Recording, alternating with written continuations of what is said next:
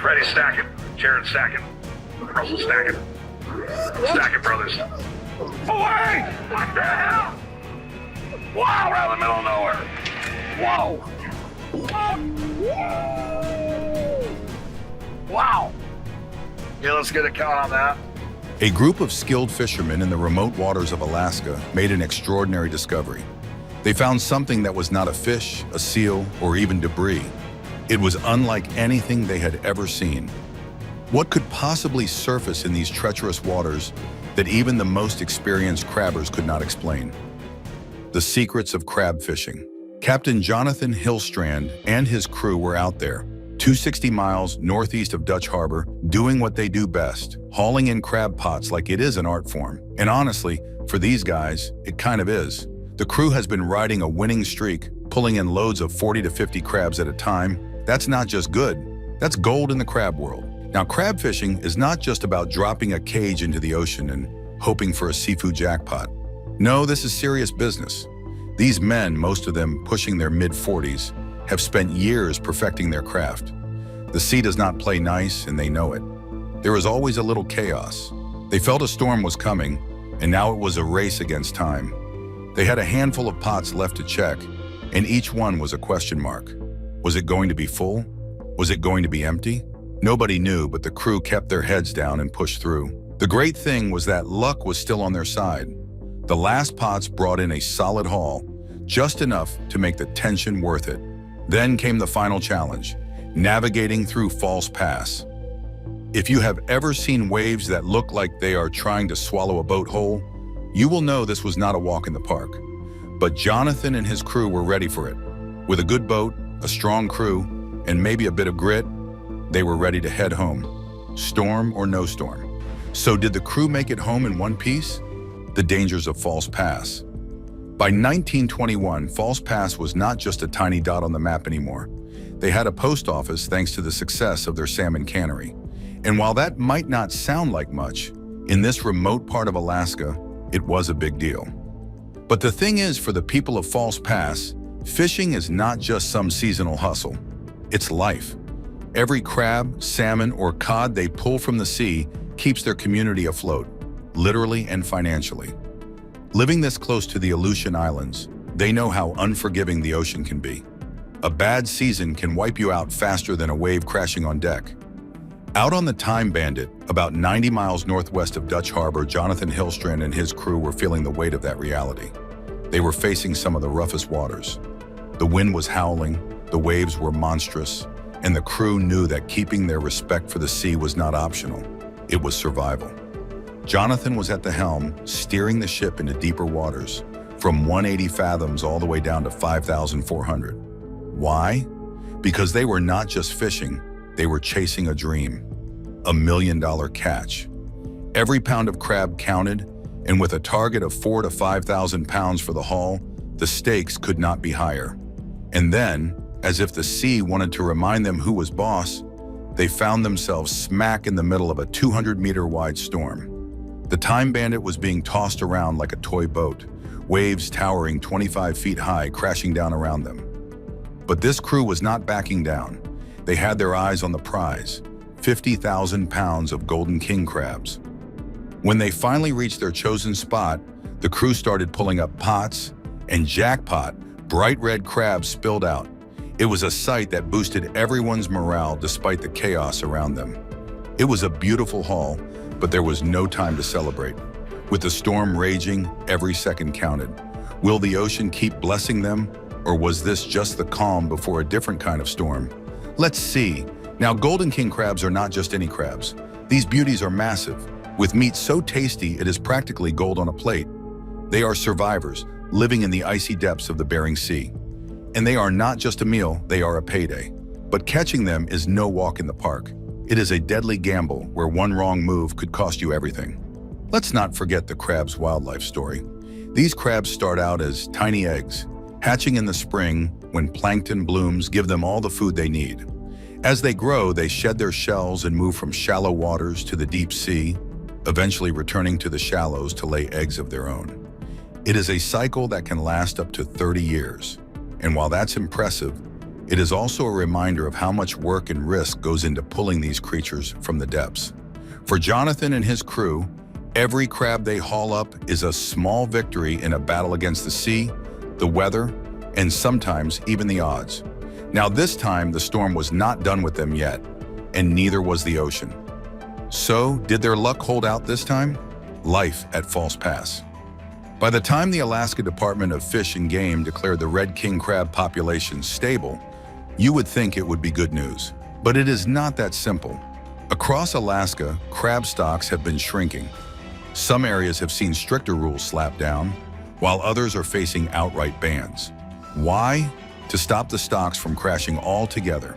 For fishermen like Captain Jonathan and his crew, this meant fewer places to fish and tighter restrictions, which is not exactly a morale booster when your livelihood depends on it. It is not just about throwing pots into the ocean and hoping for the best.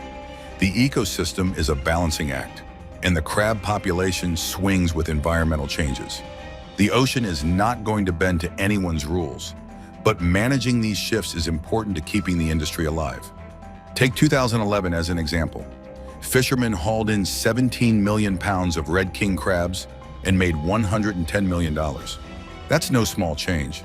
But if the population dips too far, there goes the catch and the cash. Now about these red king crabs, they are a marvel of nature. Did you know they are distant relatives of hermit crabs? And those claws? They use them for some pretty clever feeding techniques. Alaska's waters don't stop at red king crabs either. There are blue, golden, and even scarlet varieties.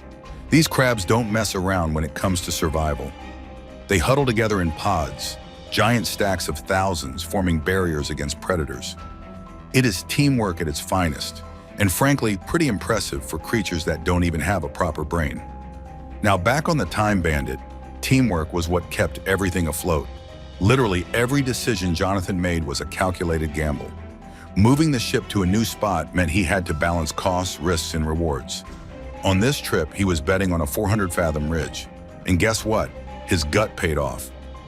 When the pots started coming up, they were packed with massive golden king crabs. The crew cheered. The morale was sky high. And for a moment, it felt like they were invincible. But let's not forget the storm, which was raging around them. It was the Bering Sea, after all. It does not care how well your day is going. The crew pushed on, working like a well-oiled machine, but there was no room for mistakes. Every move had to be strategic, like playing chess against a very angry ocean. Once the pots are full, the real challenge begins. This challenge is to get back to shore. Now False Pass was waiting for them, and this part is no walk in the park. Narrow, unpredictable, and downright dangerous, this channel has humbled many a captain. For Jonathan and his crew, it was the last hurdle before home, and everyone knew what was at stake. Another thing that you need to know here is that crab fishing is not just tough on the water. It is a logistical nightmare too. The gear alone is expensive, and you cannot just toss any random net in and hope for crabs. The traps and pots are specialized, and handling them takes skill. Once the crabs are on board, they have to be cleaned and processed by hand. That's right, no shortcuts here. And let's talk supply. Unlike farmed seafood, crabs are wild caught, which means their availability depends on nature's unpredictability. Water temperature, quality, and overall ocean health all play a role. Add in high demand and the fact that crab meat is considered a luxury, and you have yourself a pricey seafood dish. But when it tastes that good, people are willing to pay. For Jonathan's crew, the season was a relentless grind. There was no guarantee of a big catch, and every trip was a mix of hope and hustle. On their first trip of the season, they had managed to turn things around. After a slow start and a few hiccups, they had pulled in over 70,000 pounds of crabs. That is around $850,000 worth of hard work, sweat, and, let's face it, a little bit of luck. So yes, docking at King Cove was a moment of pride for the crew. Jonathan was especially pleased, not just with the haul, but with how the team had come together. Guiding new recruits and managing the boat through treacherous waters is not easy, but his leadership paid off. As they unloaded their massive haul, there was a quiet satisfaction among the crew. They had faced the ocean's challenges head-on, and this time they had come out on top. But in the back of everyone's mind, they knew the sea is unpredictable, and there is always another storm waiting. Big catches. After hauling in their latest catch, the Time Bandit crew wasted no time getting to work. Each crab was carefully sorted by size and health. It sounds simple, right? Wrong. It is a long and tiring process, and every crab has to meet strict standards before it is market ready. If it is too small or not in perfect condition, it is thrown back into the sea. The stakes are high because only the best crabs will make it to the market, where they will eventually be served on fancy plates around the world. Once sorted, the crabs are placed in chilled seawater tanks to keep them fresh. Now this part is absolutely crucial. A slight change in temperature or a little mishandling, and the crabs lose their delicate texture and flavor. Nobody is paying premium prices for subpar seafood, so the crew has to make sure the crabs stay in top condition all the way to port. When the ship finally docks, there is one last quality check. Buyers, whether they are from auctions, seafood markets, or high-end restaurants, expect nothing less than perfection. These crabs are a big deal, and the people who enjoy them? Let's just say they are not thinking about the grueling journey it took to get them there. But that's the beauty and frustration of this business. All of this hustle happens under the watchful eye of sustainability regulations.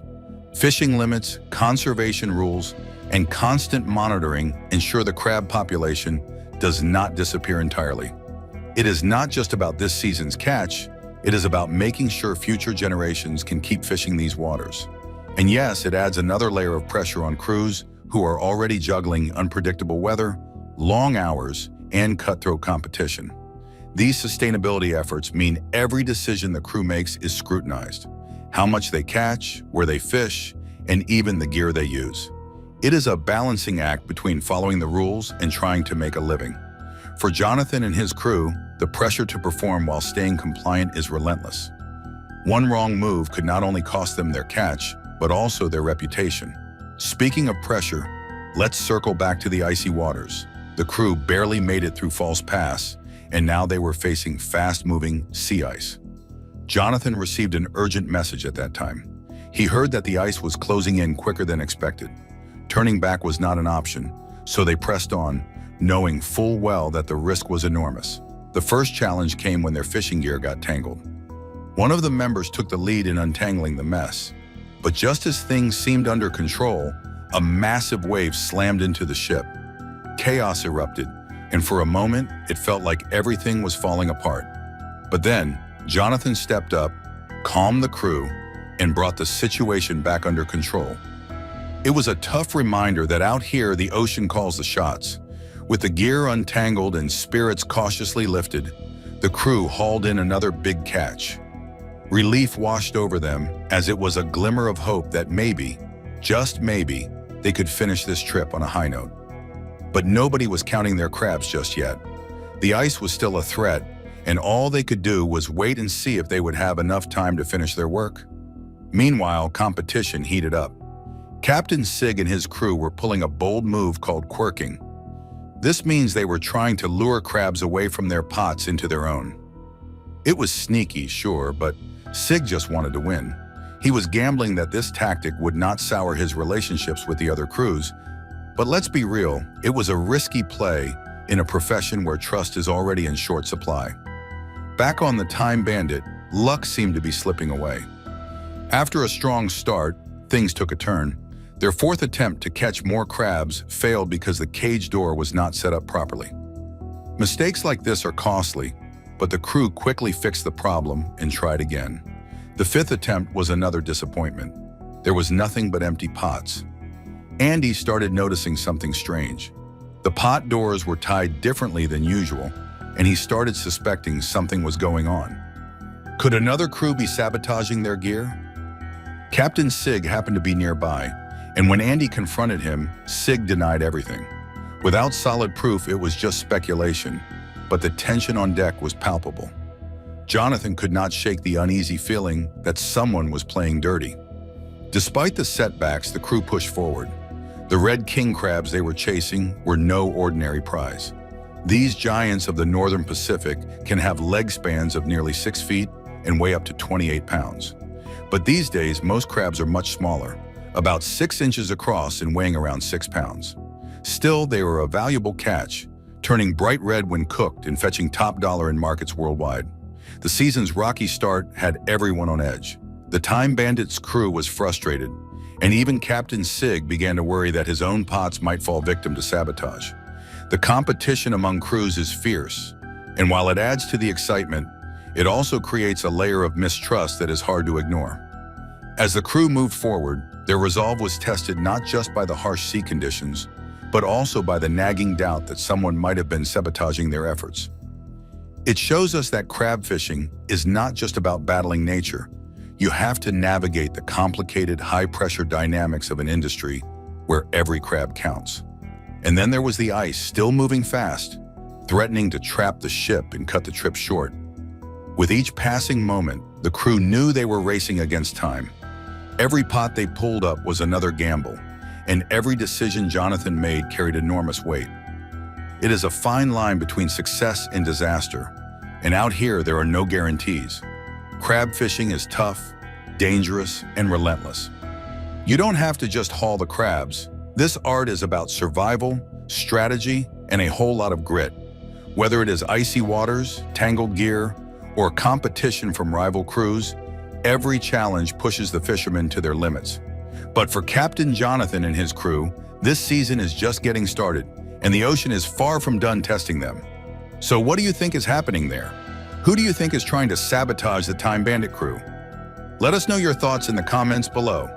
Before you go, don't forget to subscribe for updates and drama from the high seas. See you in the next video.